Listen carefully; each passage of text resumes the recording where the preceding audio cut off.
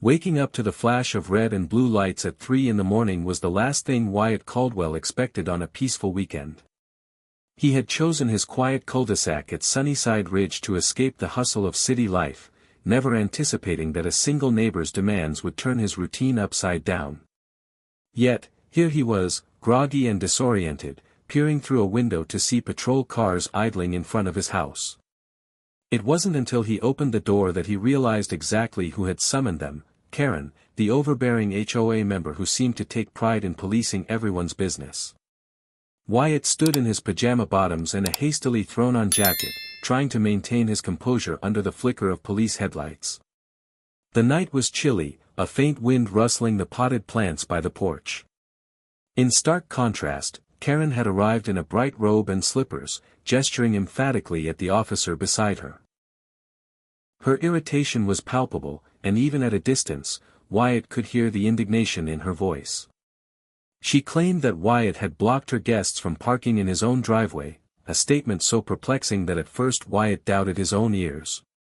"Mr. Caldwell, is there any reason you're preventing Karen's visitors from using your driveway tonight?" asked one of the officers, his tone polite but edged with fatigue. Clearly, this wasn't how the officer had hoped to spend the early hours of his shift. Meanwhile, Karen folded her arms, throwing Wyatt a glare that dared him to counter her claim. It was as though she expected him to kowtow to her demands simply because she had called the police. Wyatt glanced at the pair of cars parked snugly along the curb just beyond his property. Street parking was readily available, he could see empty spaces under the dim glow of the streetlights. So why was Karen insisting that he move his own vehicle to accommodate her guests? The whole situation felt absurd. He knew from previous run-ins with her that logic wasn't always the guiding principle. She had once insisted everyone in Sunnyside Ridge use the same brand of mailbox because uniformity upholds property values. Wyatt suspected that, once again, her quest for control outweighed any practical consideration. "I'm sorry," Wyatt finally replied, addressing both Karen and the officer. "I'm not blocking anything on public property, my truck's just in my own driveway. There's room on the street if they need to park." He spoke calmly, mindful that heated words could escalate matters. Yet even that courteous explanation seemed to agitate Karen further. From Karen's perspective, any perceived slight was cause for confrontation.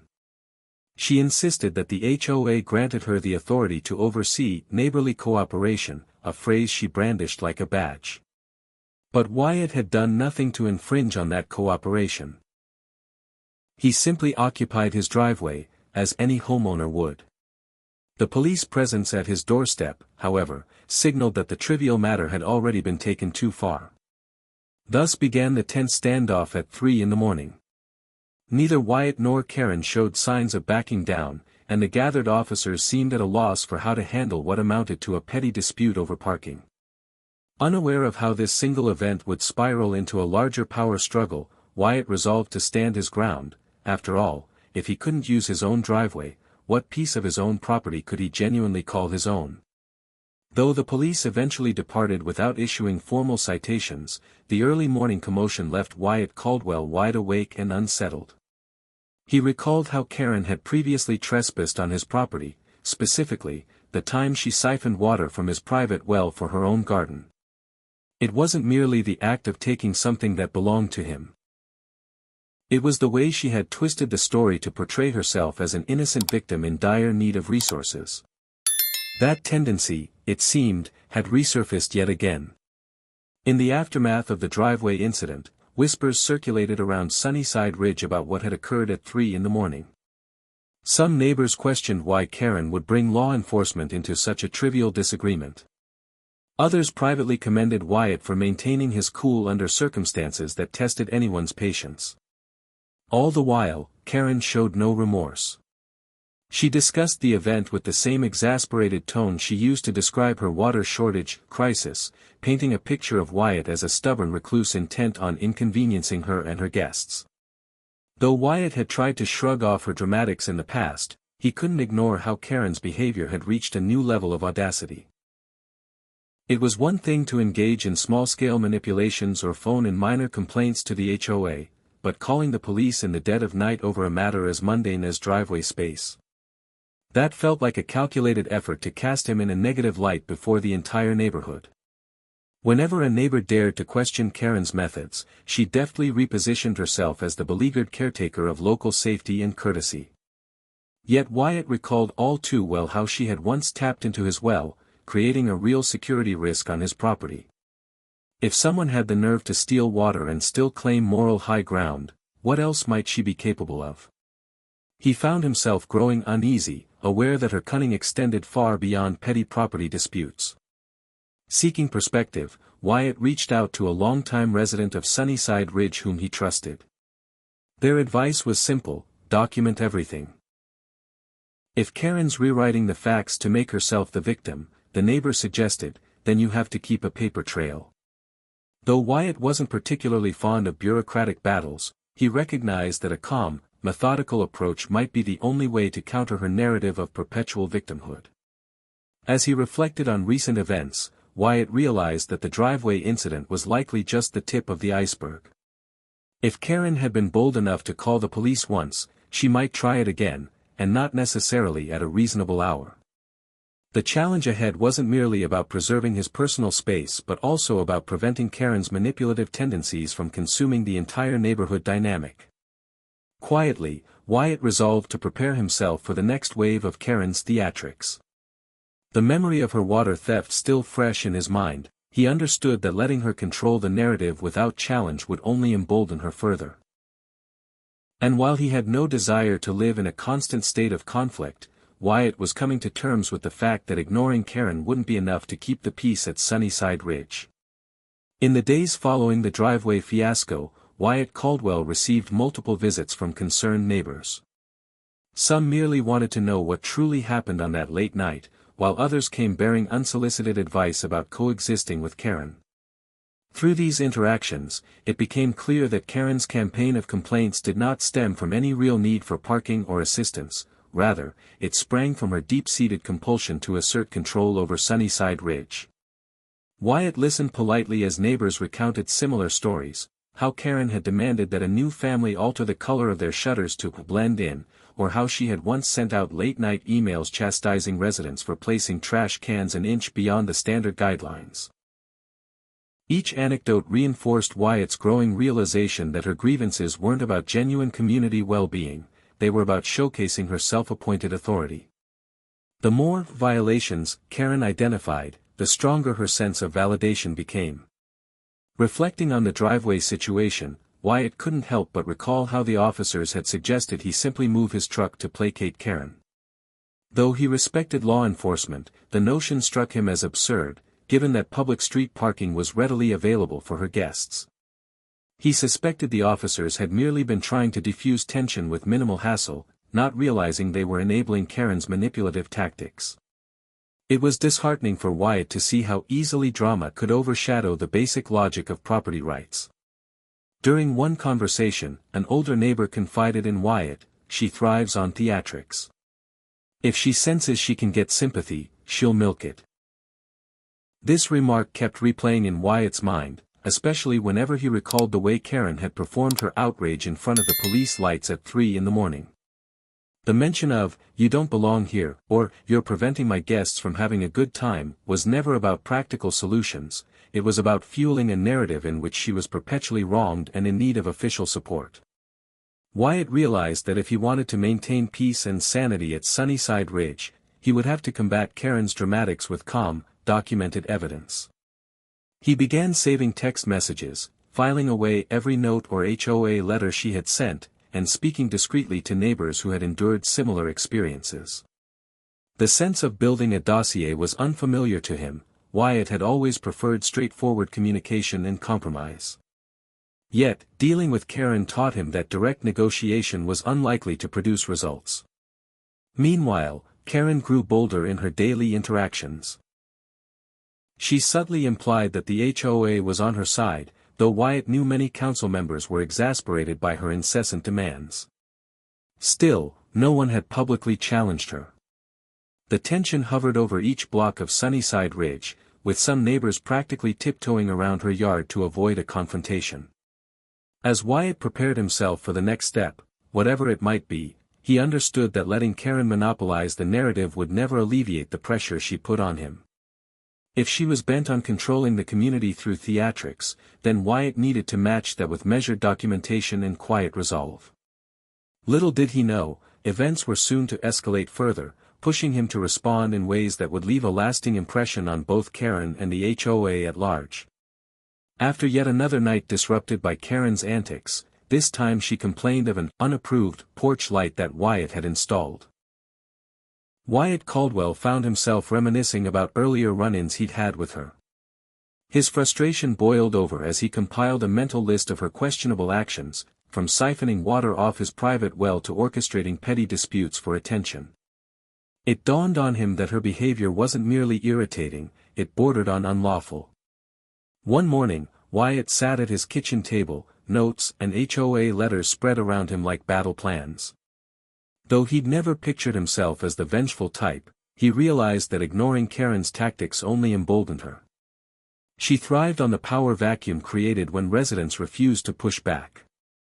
So, with a restless determination, he decided it was time to be more assertive, time to build a case of his own, ensuring that if she pushed him too far, he'd be ready to counter with substantial proof of her wrongdoing. In the quiet that followed sunrise, Wyatt meticulously documented every instance of Karen's intrusions. The water siphoning, the repeated late-night complaints over trivial matters, and even the driveway fiasco. He photographed her notes and emails, focusing on the brazen tone she used when addressing him. Over the next few days, he considered how best to leverage this evidence.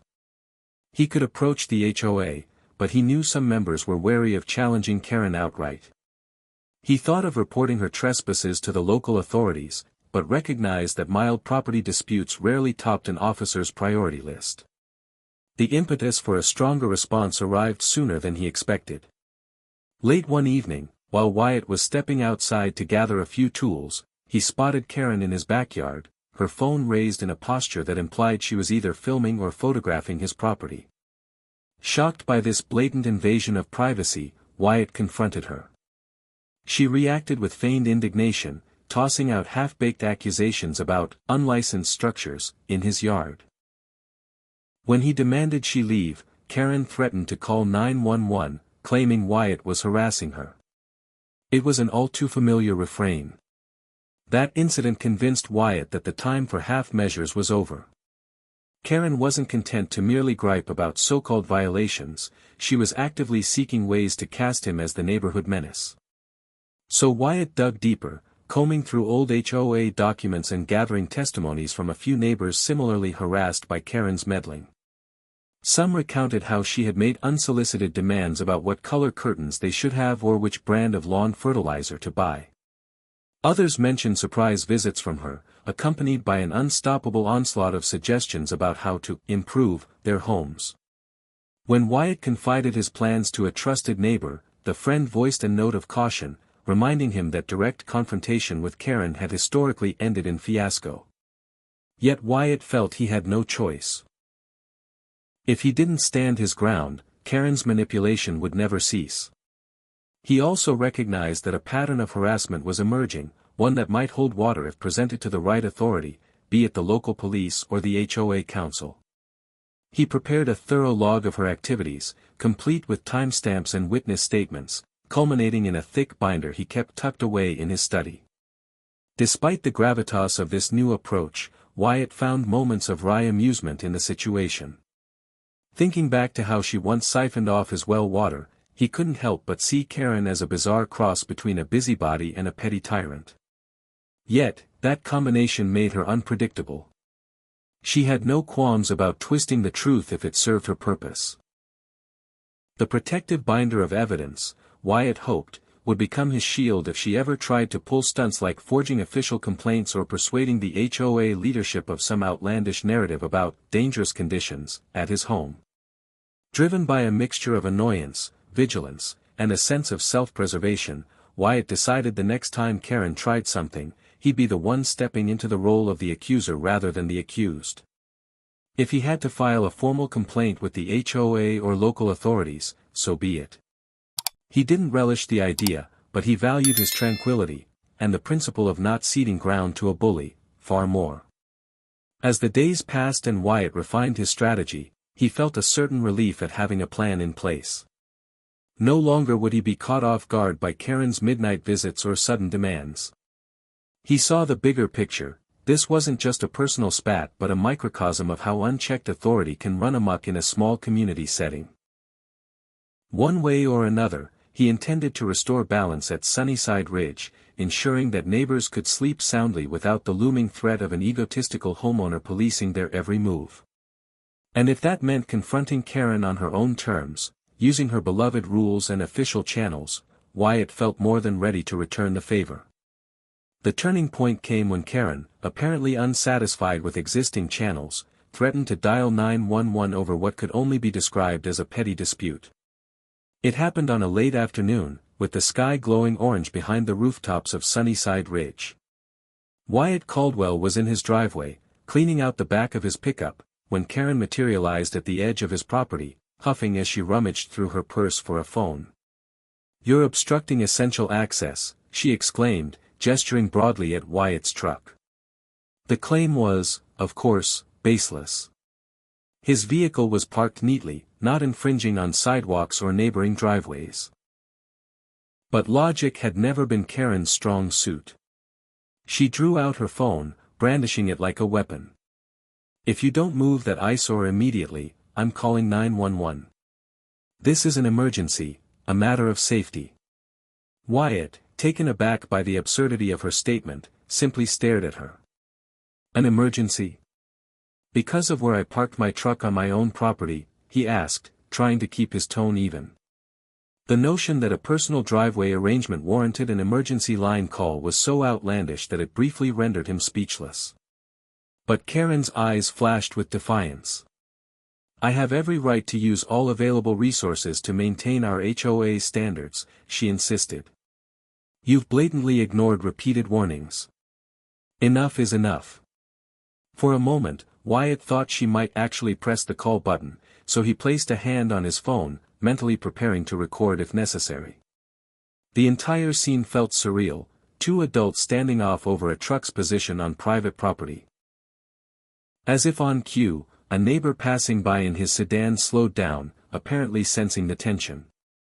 He offered a weak wave, then quickly accelerated away, not wanting any part in Karen's theatrics. Wyatt sighed, aware that a spectacle like this would only stoke further gossip among residents.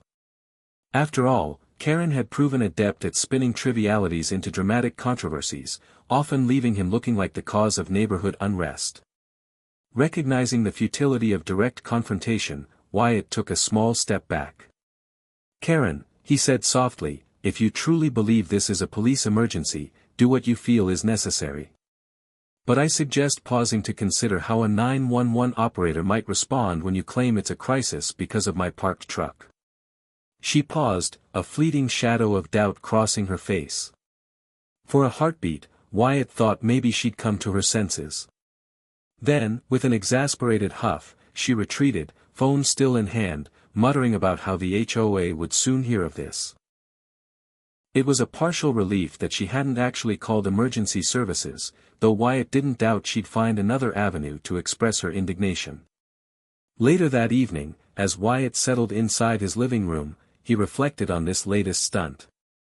The threat of an emergency call where none existed exemplified Karen's willingness to escalate the smallest conflict to extremes. But it also brought Wyatt some measure of clarity. Her over-the-top antics could be her undoing if he played his cards right. By continuing to compile evidence, each incident, be it siphoned water, nighttime visits, or irrational 911 threats, would paint a damning picture of harassment for its own sake. Wyatt decided to redouble his efforts. He began drafting a concise summary of all the times Karen had invoked law enforcement or the HOA over petty matters. Each bullet point included the date, time, and a short description of how it unfolded. He attached supporting documents. Grainy cell phone photos, saved text messages, and HOA complaint letters. The plan was to present this dossier whenever the next big showdown came, whether it was at a council meeting or in front of local authorities. The meltdown earlier at the driveway, and now her menacing claim of a 911 call, only strengthened his resolve. Meanwhile, other residents quietly commiserated with Wyatt. A handful of them had faced smaller versions of the same drama, demands to move a planter, complaints about quiet weekend gatherings, or scolding for leaving a porch light on past 10 p.m. In hushed tones, they told Wyatt they admired his calm. "It's about time someone stands up to her," one neighbor confessed. "We'd do it ourselves, but we just don't want the hassle." Hassle or not, Wyatt recognized that he'd inadvertently become the rallying point for those frustrated with Karen's tyranny. Yet, he felt no pride in that role, only a sense of necessity. If no one pushed back, she would remain unchecked, calling the shots as though Sunnyside Ridge belonged solely to her. And so, as the night wore on, he finalized his plan. He'd face Karen through legitimate means, using the rules she professed to uphold as the very tool to unveil her questionable actions. Outside, the breeze rustled the trees, bringing a sense of calm that belied the undercurrent of tension. Wyatt closed his curtains, determined to rest, aware that Karen might be out there, still fuming in her own home, strategizing her next move. He resolved that if she wanted a full-blown confrontation, he would meet her head-on, but with logic, evidence, and quiet tenacity, rather than the chaotic drama that seemed to be her trademark. Deciding he'd had enough of reacting defensively to Karen's daily antics, Wyatt Caldwell chose to confront the authorities preemptively. After all, if Karen was comfortable summoning the police or threatening to call 911 over minor disputes, then Wyatt saw no reason not to contact them first, on his own terms. He wasn't one to escalate a situation unnecessarily, but ignoring her theatrics had proven futile. It was time, he reasoned, to get ahead of her narrative rather than perpetually falling behind it. His strategy began with a thorough consultation at the local police station. One weekday afternoon, Wyatt walked in, binder in hand, and asked to speak with an officer about ongoing harassment issues. After a short wait, he found himself seated across from a seasoned officer named Garcia, who listened attentively as Wyatt laid out the timeline of events. The well siphoning, the countless HOA complaints, the attempt to involve law enforcement over driveway parking, and, most recently, Karen's threat to dial 911 for a non-emergency. Garcia raised an eyebrow at certain details but remained professional. "So you're saying you've documented each instance of her contacting the authorities, plus every petty complaint?" Wyatt nodded, sliding over a short stack of printouts. "I don't want to waste police resources," he clarified, "but I also don't want her weaponizing them against me whenever she feels like it." The officer nodded, acknowledging the sense behind Wyatt's approach. Though he couldn't guarantee immediate action unless a clear criminal offense was identified, Garcia advised Wyatt to continue documenting and to contact them if any real threat arose. Feeling somewhat empowered by the meeting, Wyatt returned to Sunnyside Ridge and took the next step, filing a formal statement with the HOA board.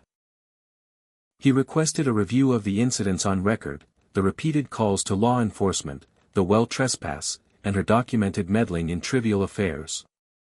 Rather than presenting an emotional rant, Wyatt composed a calm summary, supplemented by time-stamped evidence. He kept the tone measured, focusing on how Karen's pattern of behavior placed undue strain not only on him but on the broader community. If the board was half as weary of her tactics as some neighbors were, they might finally see the bigger picture. Word of Wyatt's proactive stance spread quietly. Neighbors who once only sympathized with him behind the scenes began sharing their own experiences in a more open way. One revealed how Karen had scolded her for letting a child's bike rest on the front lawn for more than 10 minutes, proclaiming it a violation of the aesthetics code. Another recounted how Karen had threatened to call the city about illegal beekeeping upon spotting a solitary beehive maintained by a local gardener. While these stories varied in severity, they all pointed to a pattern of harassment that hinged on intimidation and the misuse of rules. Meanwhile, Karen seemed to sense a shift in the atmosphere. The usual hush that followed her arrival at any neighborhood gathering now carried an undertone of quiet disapproval, not deference. Despite her persistent attempts to spin new stories of Wyatt's alleged wrongdoing, ranging from unapproved landscaping to excessive porch lighting, the momentum had swung the other way. The board members began sending more neutral responses to her complaints, rather than immediately forwarding them to Wyatt with dire warnings. Encouraged by these subtle changes, Wyatt refined his documentation system. He installed a small, motion-activated camera at the corner of his porch, not as a means of surveillance but as a protective measure in case Karen attempted another late-night confrontation or tried to frame him for something. He meticulously stored text messages from neighbors describing their run-ins with her. Though the sheer volume of data felt cumbersome, it offered a sense of security. If Karen pressed another baseless complaint or approached the police with a fabricated story, Wyatt could provide a well-organized defense, replete with evidence. Life at Sunnyside Ridge moved on, but the tension remained. Some neighbors, either intimidated by Karen or simply uninterested in conflict, kept their distance from both parties. Others quietly applauded Wyatt for taking a stand, dropping by with short words of encouragement like, "Keep it up," or "We're behind you." The sense of an impending showdown hung in the air, an unspoken certainty that eventually, Karen would push too far or Wyatt would present enough evidence to prompt a decisive intervention. Eventually, Wyatt caught wind that Karen was plotting a new angle. Rumor had it she planned to call an unscheduled, emergency meeting of the HOA.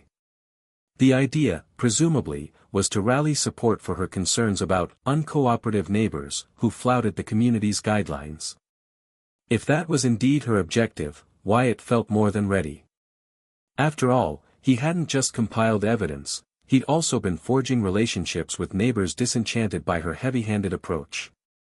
Some were even prepared to speak on his behalf if asked. As the possible HOA meeting loomed, Wyatt resolved to stand firm.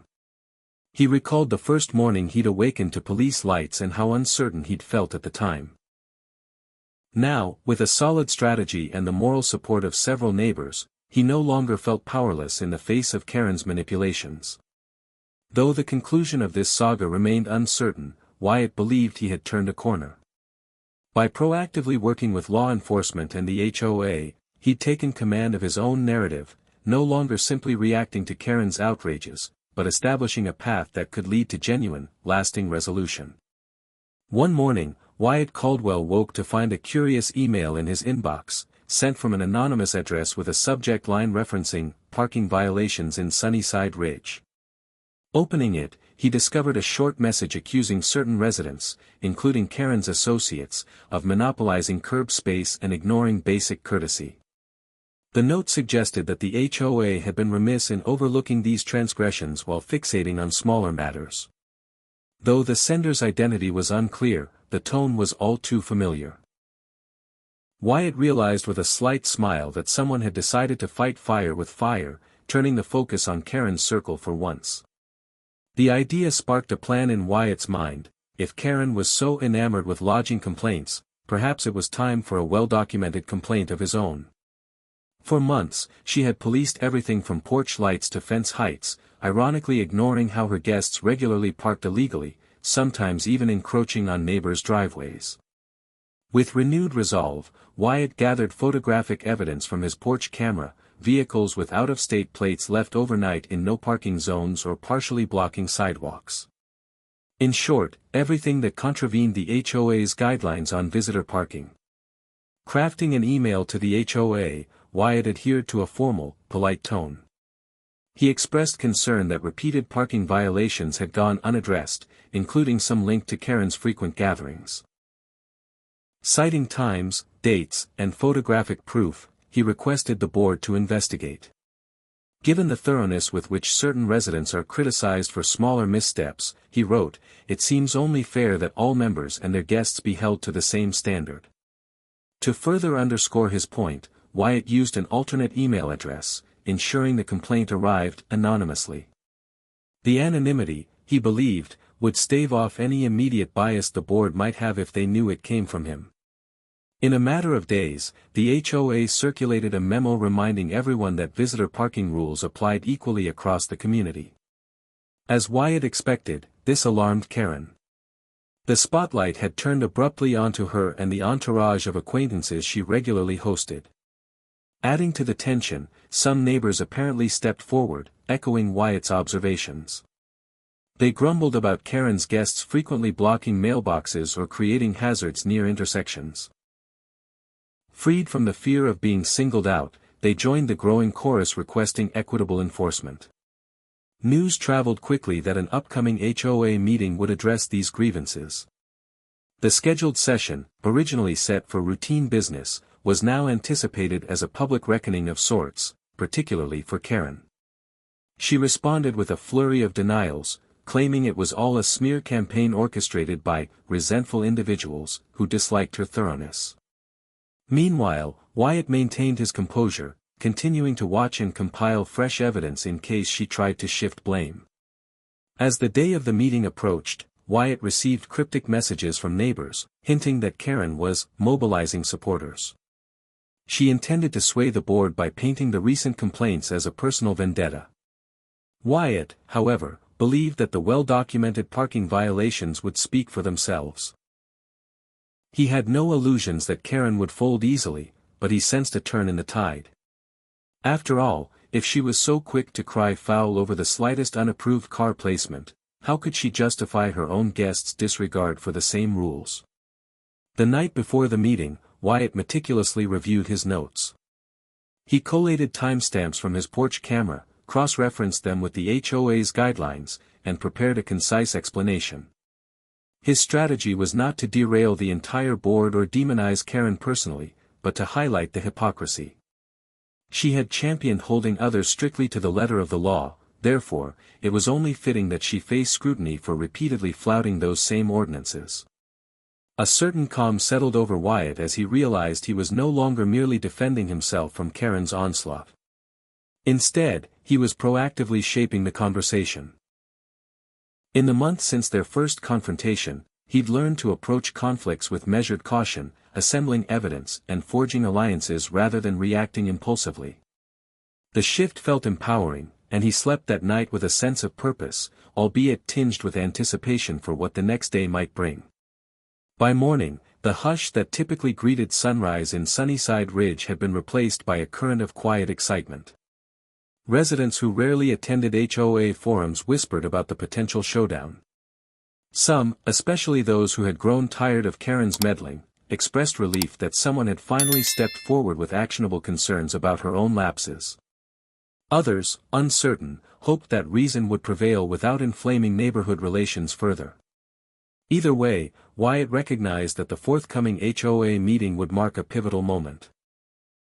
If Karen managed to dismiss the photographic proof and shift blame onto him, the cycle could continue indefinitely. But if the board acknowledged the legitimacy of the complaints, it could herald a more balanced, communal approach to enforcement, one that no longer allowed a single individual to wield excessive power. Steeling himself, Wyatt closed his binder of evidence, determined that, this time, the facts would speak louder than any theatrics Karen could stage. The HOA meeting at Sunnyside Ridge usually saw sparse attendance, but on this particular evening, the community center buzzed with anticipation. A subdued hush settled as neighbors took their seats, most aware of the rumors that tonight's agenda would address a contentious issue involving Karen and her guests' parking violations. At the front of the room, members of the HOA board shuffled papers, seeming just as tense as the audience. Arriving a few minutes early, Wyatt Caldwell quietly slipped into a seat near the side, a folder of documentation resting on his lap. He caught sight of Karen, perched in the first row with arms crossed over her chest. Though she tried to mask her agitation behind a polite smile, the stiffness in her posture betrayed a growing sense of unease. Word had reached her, no doubt, that the meeting might be less about her usual demands and more about her own non-compliance with community guidelines. After covering routine announcements, like upcoming landscaping schedules and budget allocations, one of the board members cleared her throat. "We've received multiple complaints regarding visitor parking infractions," she said, scanning the gathered residents. "It appears some guests are routinely ignoring the posted rules." She paused meaningfully, eyes shifting to Karen. "We will review evidence submitted anonymously that points to repeated violations by specific households." At that cue, Wyatt rose from his seat. Though not obligated to speak, he had prepared a concise statement: photographic evidence of cars illegally parked near mailboxes or blocking a neighbor's driveway, along with timestamps showing the consistent pattern over several weeks. He spoke calmly, refraining from direct accusations, but it was clear that the household in question belonged to Karen. Each new slide of his mini-presentation drew murmurs from the crowd. Some gasped at the blatant disregard for rules, while others snuck glances at Karen, who was visibly flushing. When Wyatt concluded, the board offered to let Karen respond. With chin raised, she tried to deflect the blame, calling the images misleading and insisting that guests have always parked respectfully. Yet, her voice trembled, and the contradictory nature of her statements, especially when confronted with time-stamped images, rendered them hollow.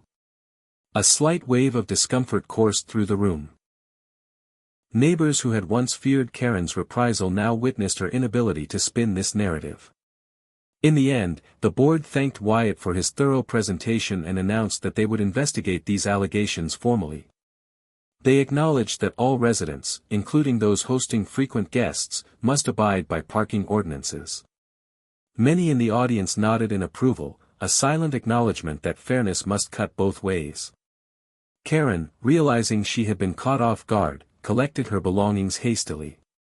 She offered neither direct apology nor any sign of admitting fault, hurrying out before the meeting officially adjourned. Wyatt exhaled a slow breath of relief, aware that the Real resolution might still be pending. But for the first time, he had seized the initiative, presenting factual proof of Karen's manipulations and her guests' disregard for rules. By shifting the spotlight onto her own behavior, Wyatt had cracked Karen's facade of authority, paving the way for an honest assessment of how HOA guidelines were being enforced, and misused, within Sunnyside Ridge. In the days following the HOA meeting, Wyatt Caldwell felt a palpable shift around Sunnyside Ridge. Neighbors who had previously kept their distance, whether out of weariness or intimidation, now approached him with supportive remarks. Many expressed gratitude for how he'd calmly presented evidence of Karen's manipulative strategies, finally revealing the double standard in her constant policing of others. While some lamented that it had taken so long to hold her accountable, most recognized how Karen's influence had thrived on residents' reluctance to confront her. A few council members openly commended Wyatt for a strategic approach that highlighted the root issue. If Karen wanted strict adherence to HOA rules, she too must follow them, especially regarding her guests' frequent and poorly parked vehicles. For her part, Karen maintained a stony silence. The day after the meeting, her usual routine, marching through the neighborhood, scouting for violations, appeared to cease. No new complaint letters found their way into mailboxes, and no nighttime porch confrontations disturbed the peace. Some speculated that she was regrouping, waiting for a chance to retaliate with fresh allegations. Others believed that the public admonishment, albeit informal, had finally tempered her zeal. Wyatt reserved judgment, knowing that Karen was nothing if not persistent. Meanwhile, Wyatt's decision to tackle the situation using facts and evidence resonated strongly with other residents who had faced minor harassment from Karen in the past. One neighbor confided to Wyatt, "I always wanted to speak up about her constant criticisms, but I feared it'd lead to endless drama." The transformation in the community's dynamic, where people no longer hesitated to question Karen's motives, stood as quiet proof that reason could triumph over intimidation. The HOA also stepped in to underscore the new standard. A circular went out, reminding everyone that personal disputes must not morph into baseless accusations or repeated calls for enforcement. If repeated violations occurred, they must be documented thoroughly and addressed in the correct channels. Implicitly, the message acknowledged Wyatt's approach as a model of how to handle community conflicts responsibly. For Wyatt, the victory felt both validating and bittersweet. The memory of waking to police lights in the dead of night, the repeated insinuations of wrongdoing, and Karen's brazen efforts to siphon water from his well still lingered. Yet, he took solace in knowing that a single methodical presentation, grounded in calm logic, could outmaneuver someone who thrived on stirring up chaos. As the dust settled, he received a short note from a council member, thanking him for restoring a sense of balance. The words were simple, "Your evidence made all the difference," but they symbolized the quiet shift of power. Where once the rumor mill and baseless complaints had ruled the day, a measured display of facts had turned the tide. Wyatt savored the subdued calm that followed, aware that petty power struggles could always rear up again, but hopeful that Sunnyside Ridge might now see fewer late-night emergencies sparked by trivial disputes and more genuine attempts at neighborly coexistence. As the weeks passed and life in Sunnyside Ridge returned to a calmer rhythm, Wyatt Caldwell took a step back to reflect on the entire saga. The confrontation with Karen, which had begun in his driveway under flashing police lights, culminated in a quiet but firm vindication at the HOA meeting. Though the aftermath did not involve a grand apology or a dramatic exit on Karen's part, it concluded in something more meaningful: her ability to enforce her petty rules and intimidate neighbors was curtailed. With Karen's influence weakened, the neighborhood found a more balanced way of addressing common concerns. Rather than a single self-appointed watchdog, the HOA began forming committees for parking, landscaping, and community events, distributing responsibilities across multiple residents. Freed from the grip of one dominant voice, neighbors felt emboldened to speak up or debate issues without fear of retribution. Wyatt, for his part, recognized that while the tension had simmered down, the potential for new conflicts might lurk on the horizon. Still, he took comfort in knowing that measured tactics, gathering evidence, maintaining a calm demeanor, and showing courtesy even under provocation, had proven effective against Karen's theatrics. Perhaps, he thought, that approach served as a model for how to navigate disputes in a small community where personalities often clashed. In the end, his victory was not so much about forcing Karen into submission as it was about proving that reason could outlast petty power struggles. The late-night arguments and manufactured crises yielded to a sense of cautious harmony, thanks in large part to Wyatt's decision to fight on his own terms rather than matching Karen's drama. The memory of her meltdown, the misguided attempts to control his driveway, and her unrelenting phone calls to law enforcement became cautionary tales neighbors swapped when discussing how quickly minor disagreements can escalate. It helped that Wyatt's neighbors, once swayed by rumors, gradually learned the truth, that many of Karen's accusations had been embellished or outright fabricated. This revelation spurred them to be more discerning whenever someone raised a new complaint, ensuring that no single resident could manipulate the system so easily again. If any legacy remained from the fiasco, it was an enhanced sense of community skepticism toward unverified allegations, and a willingness to hear both sides before passing judgment. Looking out the window one evening, Wyatt watched as a neighbor parked quietly at the curb, leaving the driveway free for its rightful owner. The routine scene felt symbolic of the new normal. No flash of police lights, no anxious standoffs over who had a rightful claim to 2 feet of concrete. Just an ordinary neighborhood, somewhat wiser from the turmoil it had weathered. In that moment, Wyatt allowed himself a relieved smile. The tense nights and orchestrated showdowns had receded, replaced by something akin to normalcy, where disagreements remained, but they no longer threatened to disrupt an entire community's peace. However fleeting that sense of peace might be, it was more than enough for him to savor, proof that patience and intelligence could indeed triumph over arrogance and theatrics in the quiet cul-de-sacs of Sunnyside Ridge.